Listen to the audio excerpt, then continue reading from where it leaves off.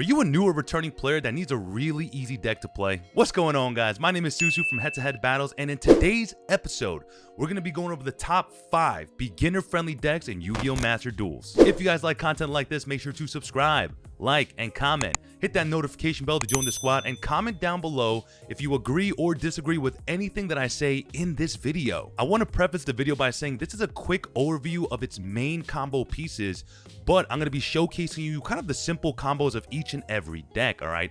If you guys want to take a deeper dive into these decks, you're gonna join our Discord, okay? The links are down in the box down below. We have a separate Master Duel section in Discord with deck list and a place where everyone is there to absolutely help you become Plat 1 and the best player you can dream to be. And if you want to check out the smaller nuances of each and every deck, I do stream every Monday, Wednesday, and Friday where I play these exact decks and kind of give you the play-by-play for each one, all right? So, without further ado, let's get right into the video. Alright, so the first deck to kick us off is Invoked Dogmatica Shaddolls. Now, this deck is a fan favorite and it's been getting support ever since its release, and it's only been getting stronger with the addition of the new archetypes that are smushed into this deck. So, one of its main starters is Alistair the Invoker. Now, the text is really wrong here, but essentially, when you normal summon this card adds you Invocation.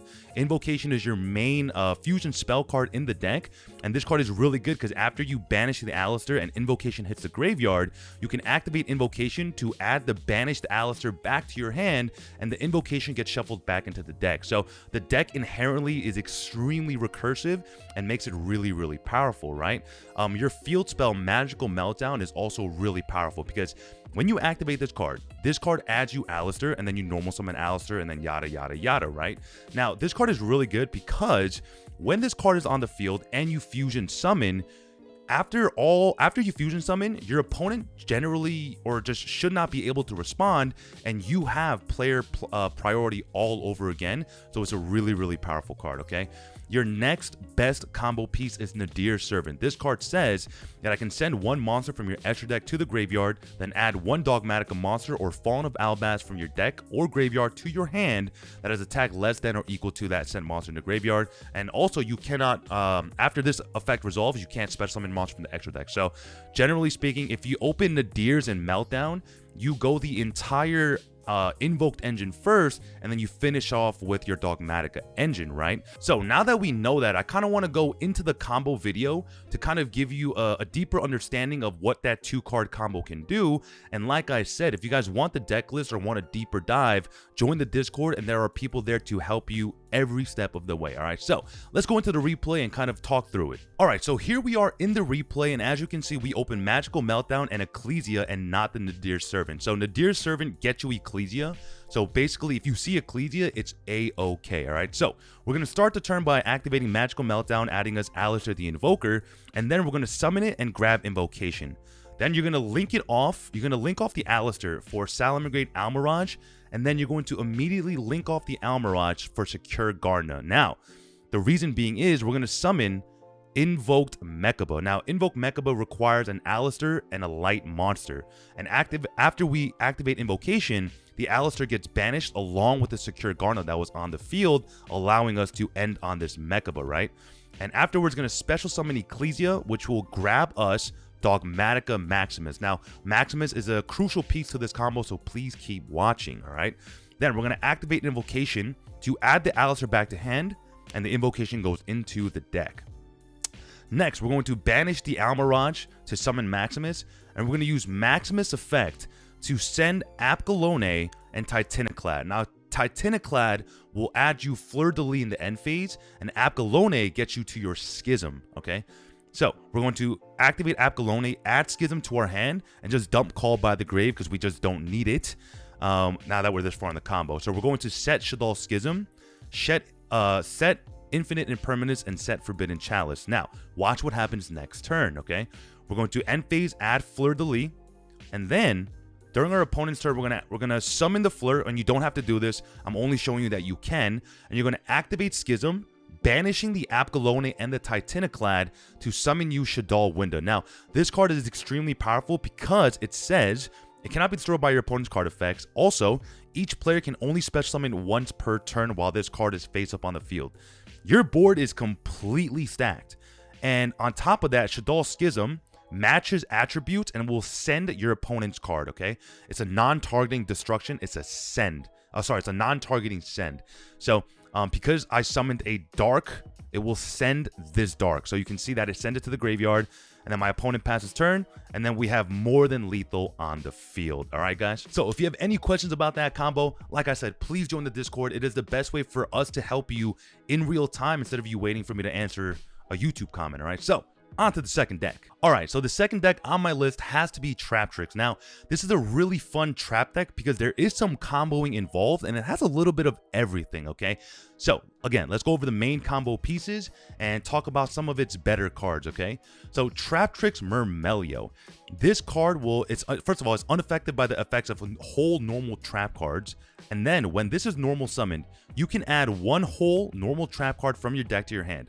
And then, if this is special summoned, you can target one spell or trap your opponent controls and destroy that target. So even against another back row matchup, which this excels at like very well, you can get rid of back row without actually getting rid of back row cards, right?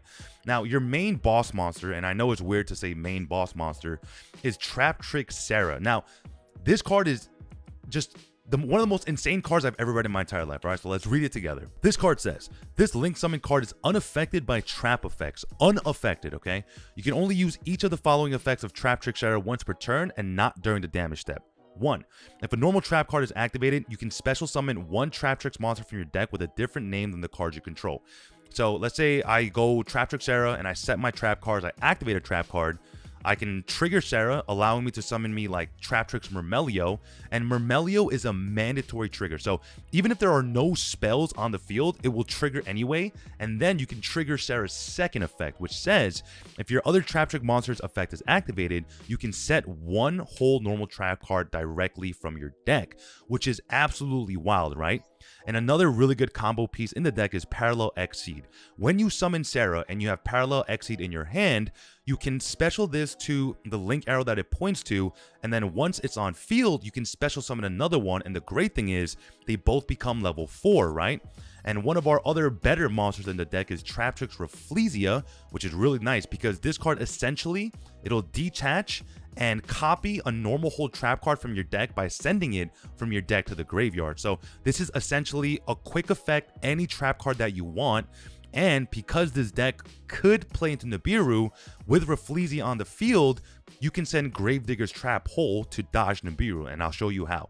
When your opponent activates a monster effect in their hand or graveyard, or when your opponent's banished monster effect is activated, so this card's really good against every deck in the meta, negate its effects, and if you do, inflict 2,000 to your opponent, which is absolutely wild, right?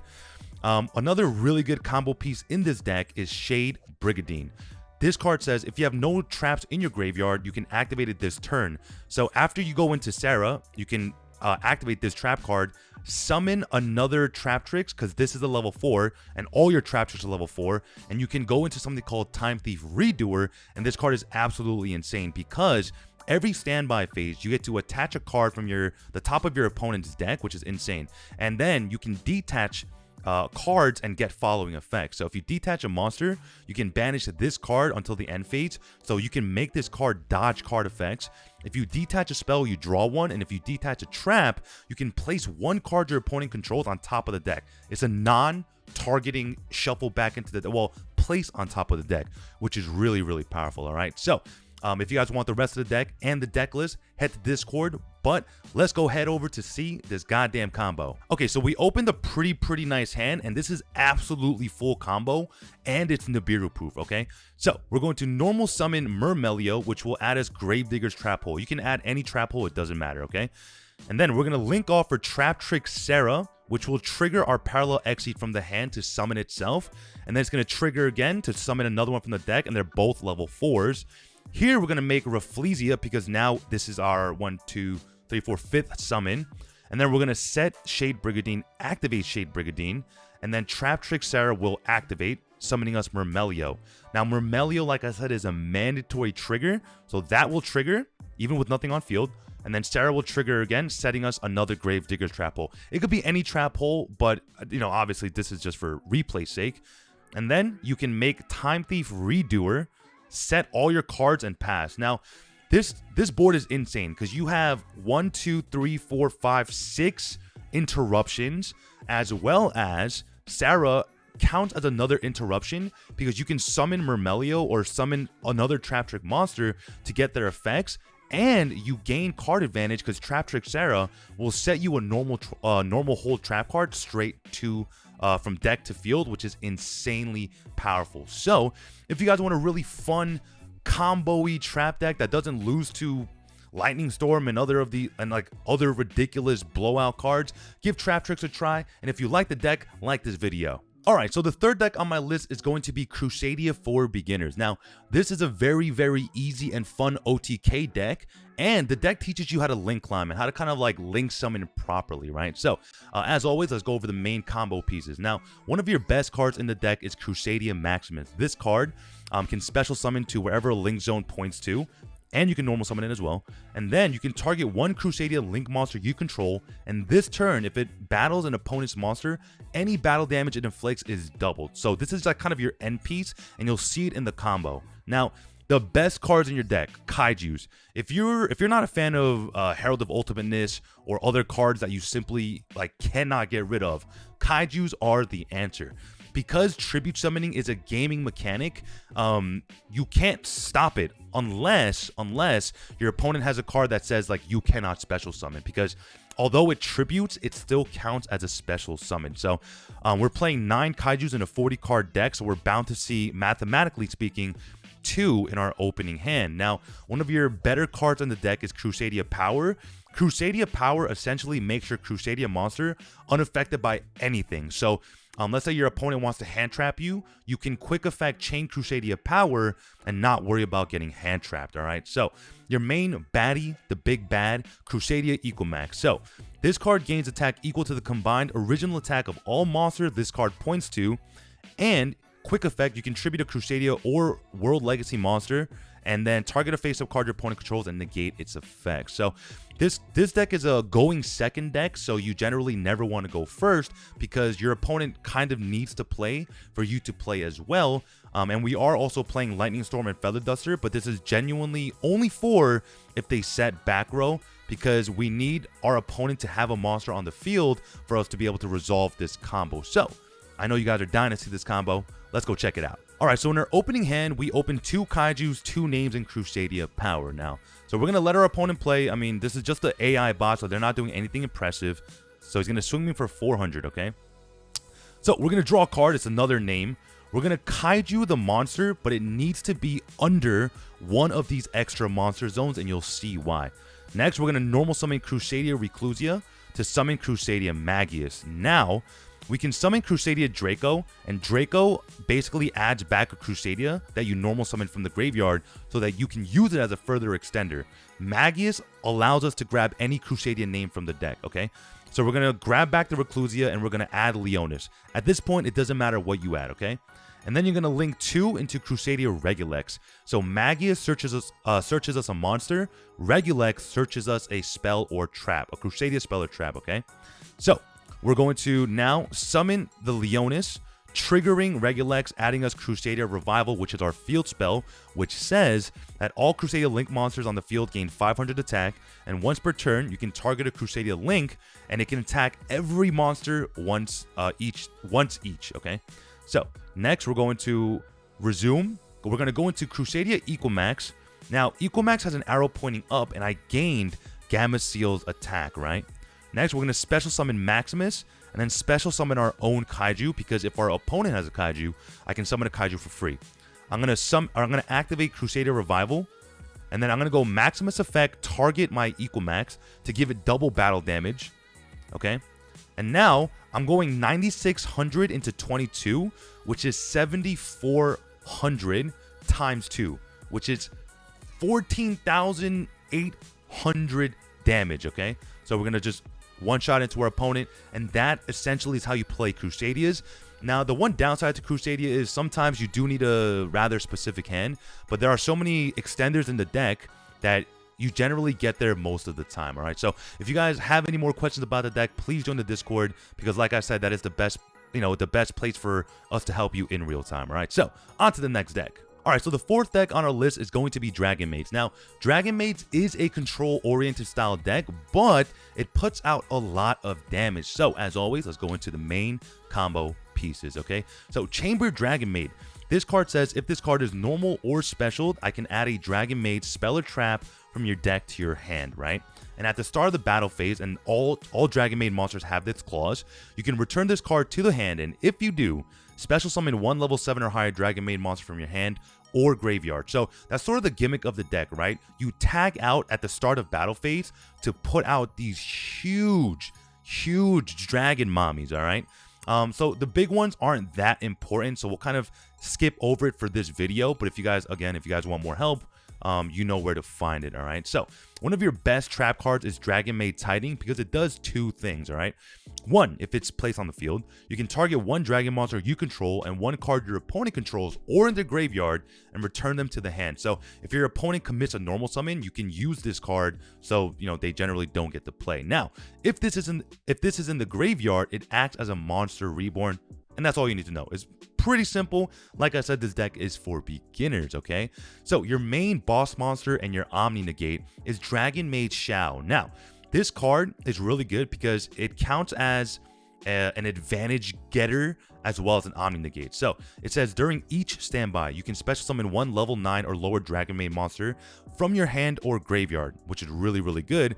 When your opponent activates a card or effect, quick effect, you can negate the activation, and if you do, destroy that card. Also, return this to the extra deck and you're going to summon House Dragonmaid.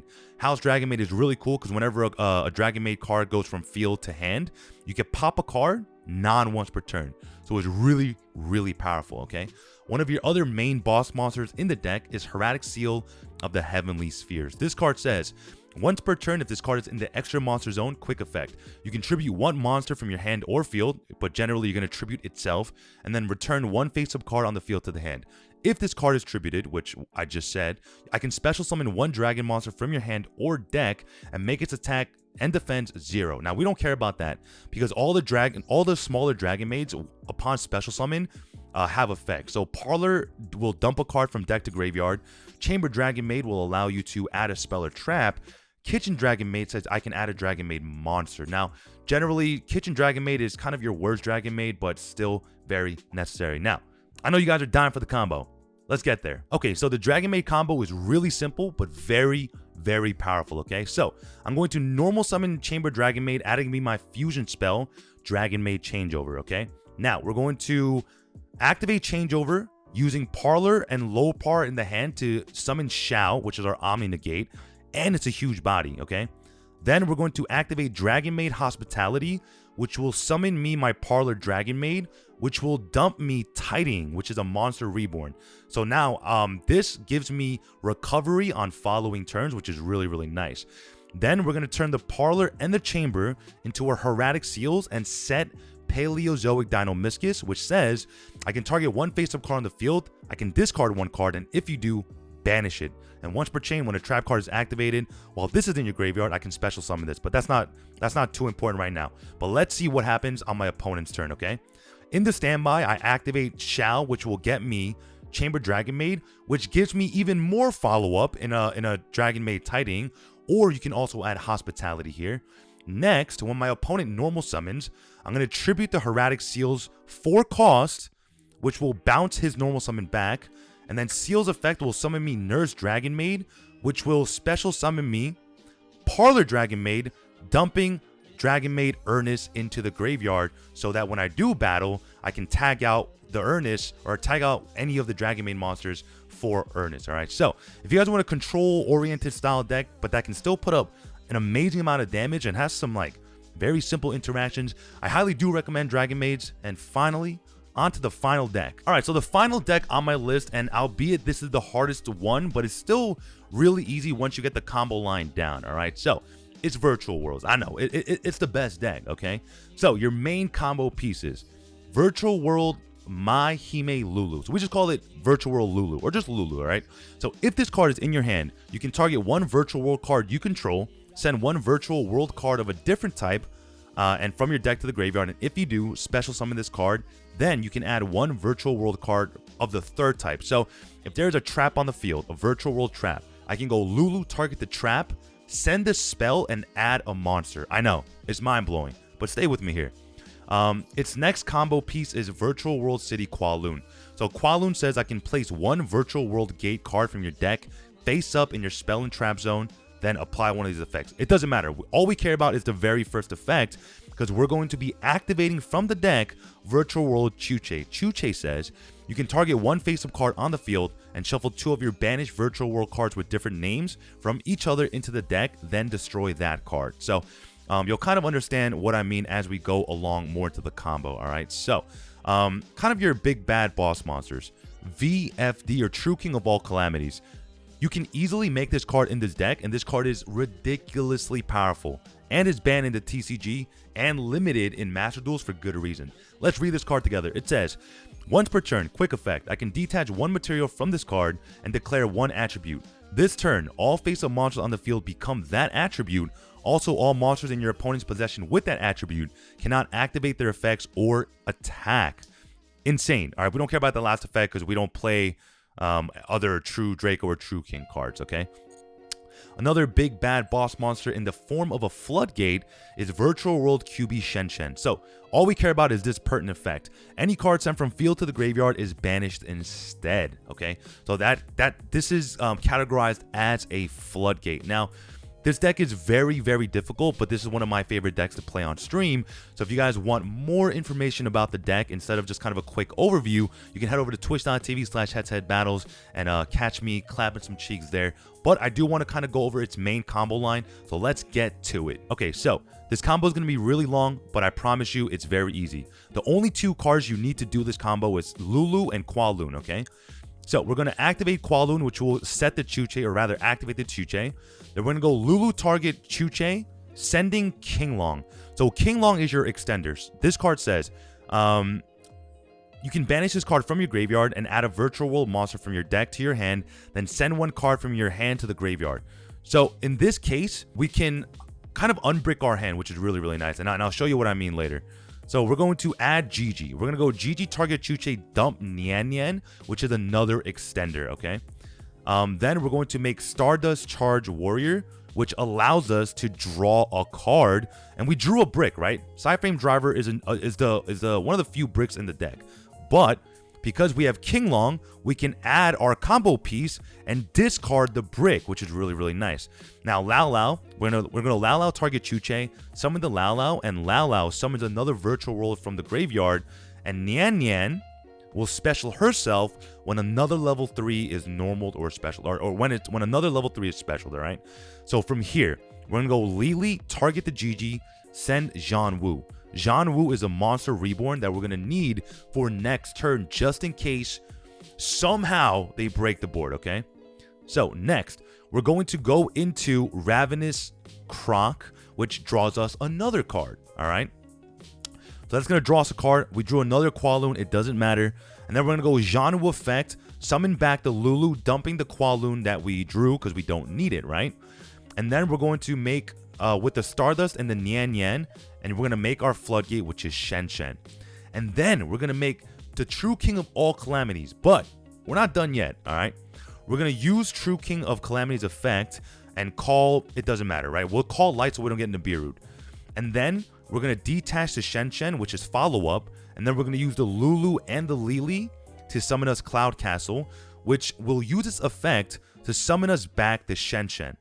Then we're going to fire off a Desires just because we have one. And then we're going to make Enter Blathnir. This card is insane.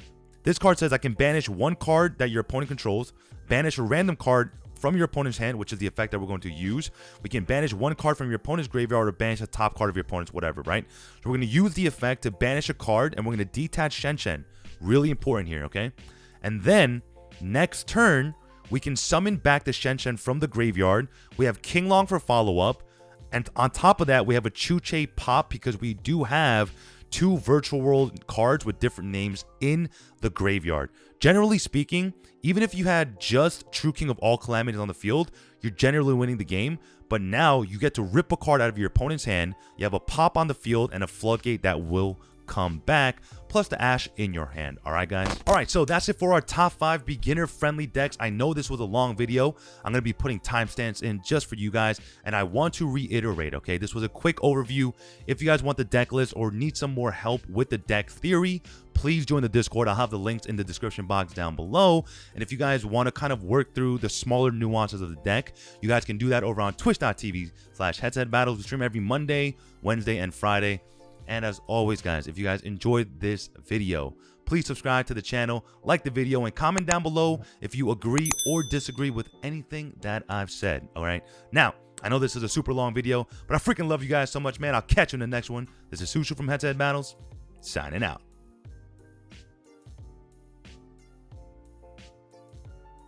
What's up, guys? If you haven't subscribed, make sure to click that button right there in the middle. Also, if you haven't watched that video that YouTube is recommending you, it's probably crazy, all right? Go watch it. This is Susu from HeadtoHead Battles, HeadtoHead Battles, signing out.